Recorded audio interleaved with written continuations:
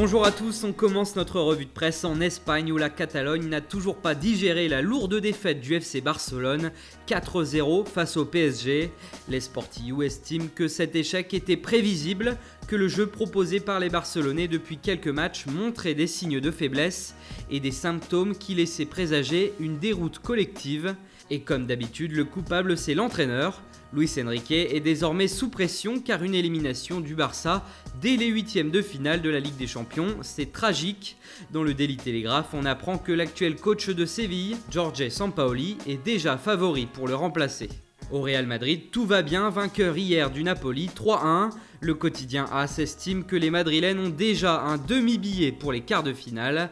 A noter que Karim Benzema a marqué son 51e but dans cette compétition et qu'il devient par la même occasion le meilleur buteur français de l'histoire de la Ligue des Champions.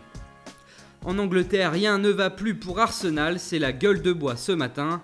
Une défaite face au Bayern Munich, 5-1 qui fait mal, très mal, au point même de se demander si ce n'est pas la fin pour Arsène Wenger, puisque c'est toujours la même vieille histoire comme le souligne le Daily Star. En effet, Arsenal n'a pas passé les huitièmes de finale de la Ligue des Champions depuis 6 ans et ce match n'arrangera pas les choses.